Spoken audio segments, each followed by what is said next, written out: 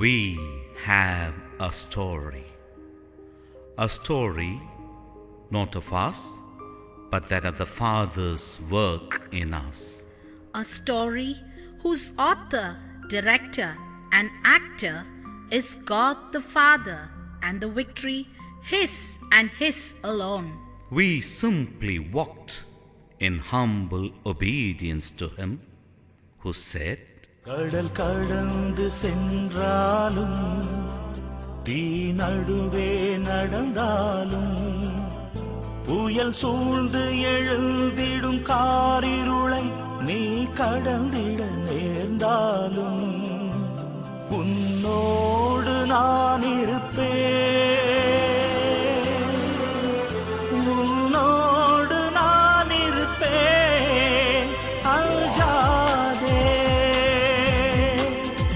கலங்காதே. 43 years ago, along the shores of Kanyakumari, in a fishing hamlet, Rajakamangalam Thurai, God's call fell on the ears of a young boy. like Jonah, the reluctant prophet, he came, and all through his seminary days wrestled like Jacob to be sure of his call. But on 8th September 1979, his perpetual profession day, things took a decisive turn. No turning back from that day on, for Father Jesu Adime Emmanuel Arulraj, who was ordained an oblate priest. He volunteered to go to St. Joseph's Mission, Pandaravedu, in response to the offer of Most Reverend Dr. Arulappa, the then Archbishop of the undivided Madras Archdiocese. Given the poverty, misery, social inequalities, malpractices, and criminality there, it was considered a punishment parish. But Father Arul looked at it differently. In his own words, I felt God had given me a mission in my very hands. the harvest was plentiful, but laborers few. His initial efforts to get some sisters backfired. Then, on 28 January 1984, like a bolt in the blue, an inspiration came, and he asked a few girls. Why don't we start a society? A few hands went up, and the seed was sown. Early the next morning at 6:30 after the Sunday Mass, One Mr. Duresami came to him and showed him a land at Keechalam, saying that it was for sale. taking it to be God's providential sign, he went with him. What caught his eye was a huge mango tree. But it was not the season of mangoes at all. Father Arul prayed for a sign. O Lord, if it is your will, I should find a mango on this tree, and I should bring it down with a single throw. He got the sign and started to act, but not without hurdles and disappointments. Father Arul, unused to vocation promotion, went for recruitment, but returned empty-handed. Yet God began to speak in the hearts of people. நானே உன் கடவுள், முதலும் முடிவுமாய் நானே இருக்கிறேன். என் மக்களின் துன்பங்கள் கண்டேன், அவர் மனம் படும் வேதனை உணர்ந்தேன், அவர் அழுகுரல் நான் கேட்டேன். நாடும் நலமும் வாழ்வும் வளமும் வழங்கிட மனம் உவந்தேன். யாரை நான் அனுப்புவேன், யாரை நான் அனுப்புவேன். The grace of God brought 21 young women in the first 5 months most of them sent by Mrs. Amalie, the founder's sister. The Society of Daughters of Mary Immaculate and Collaborators was thus born. The first group of sisters did not even have a permanent house to stay. Most part of the day was lived under this very mango tree. The rest of the day and night was spent in this hut. Many were the days when the young group did not even have a full meal a day. Father Arul, who never went home even for family functions, started going home. The first greeting from his father used to be, "Son, how much money do you need?" Yes, he went home just to get money from Muttaya Vatyar, his father, to sustain this young group. Worse still, a day came when his mother Mary Cecily gave the golden thali to be mortgaged to feed the starving sisters. Even the saris owned by these girls were donated by his sister Franciscal Devdas Mary. Formation consisted not in classroom lessons, but living and laboring with the poor. Working in paddy and sugarcane fields like coolies, working in brick kilns, baking bricks and making their own homes. Getting up early in the morning at 3:30 to milk the cows to make a living. Leaving the private bus and waiting for government bus just to save 5 paise. All these are but samples of our humble beginnings. But even in such extreme poverty, there was one thing in plenty: faith. After 28 fruitful years, Father Arul summarizes the entire story of DMI as the story of God the Father and the story of the stamina of DMI sisters. As regards his role, he simply guided the group in what he understood as the Father's will. The young society's charism, loving God in serving the poor, evolved slowly. அன்பாகி அன்பில் நிலையாகும் நெஞ்சில் தெய்வம் தரிசனம்.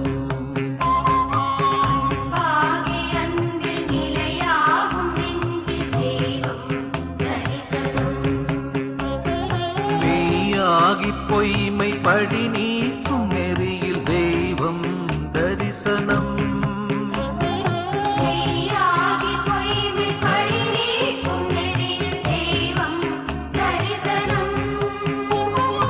ஒளியாகி உலகில் இருள் போக்கும் பணியில் தெய்வம் தரிசனம்.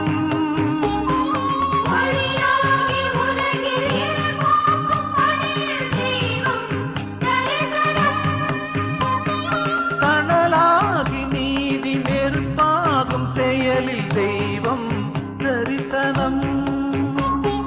தெய்வம் தரிசனம். தெய்வம் தரிசனம். தெய்வம் தரிசனம். தெய்வம் தரிசனம். Together with our founder, we began to understand missionary life as empowering people to march towards the Father's kingdom, where all would be fully human and fully alive. Empowering the Dalit, marginalized, oppressed, and poor women through motivation. Empowering hopeless and homeless children through education. Empowering the young according to the signs of the times, wherein English teaching and technical education are vital. Empowering individuals by bringing them together and transforming them into a force. The vibrant manifestation of God's power among simple women was evident in the gathering of around 15,000 women leaders in the Jawaharlal Nehru Stadium in Chennai. In the august presence of the former Chief Minister of Tamil Nadu, and the same witnessed by His Grace the Archbishop, God our Father's power and grace widened our vision. In the year 2000, the clerical congregation of Missionaries of Mary Immaculate was founded. Memorable are the roles of the DMI sisters, Father Jesudas, the brother of our founder, and His Grace Don Vittorio Pavanello, the then Archbishop of Campo Grande. God, in the persons of Most Reverend Dr. Arulappa, Dr. Kashmir Jnanadikam, and Dr. Aruldas James, the former Archbishops of Madras, solidly stood by us. His Lordship, Most Reverend Dr. Nidhinathan, has been associated with the founder even from the first mission, Pandaravedu. Today, God has placed the Daughters of Mary Immaculate under the benevolent patronage of His Grace Most Reverend Dr. Chinnappa, the Archbishop of Madras, Mylapore, and the Missionaries of Mary Immaculate under His Lordship Most Reverend Dr. Francis Callis, the Bishop of Meerut. As missionaries, our thinking has always been multinational and our work global. In 2003, our collaborators landed in Africa much before us to establish what we call the Collaborators Mission. Though we are societies with no big background or academically qualified people, God trusted these fragile fingers and placed in our hands huge and gigantic missions. In all this, the instinctive nature of the founder came in handy. He believes that time would definitely not end with him. Time could be had, and God could mercifully extend His time for our congregations by giving us more vocations and missions. But space is finite, and because everybody wants to grab the space on earth, space gets further limited. That is why, from day one, He has been on a hunt for space. Space for the sake of future missions, future generations of missionary saints, missionary entrepreneurs, and missionary thinkers of our missionary congregations. The added reasons were our natural love for manual labor and eco-friendly spirituality of respecting Mother Earth as the most valuable gift of the Father. In these God-given spaces, we were able to raise institutions and establishments, 4 full-fledged universities and a number of technical institutes in Africa, 7 colleges in India, and a number of institutions, child mission and socio-pastoral mission centers. This demanded a greater management. From the year 2000 onwards, when DMI Foundations were first set up, our religious societies have been kept away from financial concerns and mundane administration.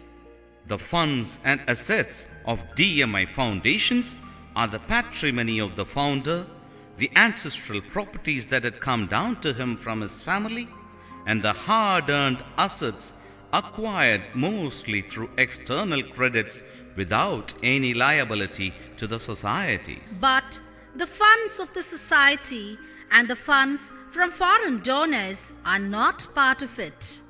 DMI Foundations belongs to DMI, MMI, and AMI. AMI, or Associate Movement International, is a body of our collaborators that include benevolent bishops, archbishops, and cardinals.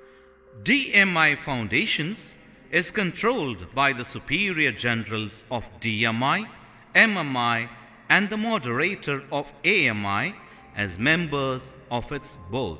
DMI Foundations is today an international organization registered in various countries as per the law of the land. It is the nerve center of all DMI, MMI, and AMI activities connected with institutions in India, Brazil, Tanzania, Zambia, Malawi, and Sierra Leone. It also supports our evangelical mission centers abroad. Soon, we will be taking over a hospital in Ethiopia to be converted into a medical college. We will also be involved in large-scale holistic development mission in South Sudan. It has now been proposed that DMI Foundations should help develop the charism beyond our horizons by helping others to grow. Our intent is to keep DMI Foundation open for other religious congregations and like-minded laity, either to work in collaboration with us or to open their own new evangelization mission centers facilitated by us wherever we go. For we believe in a comprehensive process of Christianization envisaged by new evangelization, which, in the words of His Holiness Pope Benedict XVI, is to show the path of life, to teach the art of living, and to create a civilization of love. Our strong belief is in the emergence of a new human species with the resurrected power of Jesus, and our every endeavor is a step in marching towards the Father's kingdom. In this, our motto is simple and plain. Give your hands that others may grow.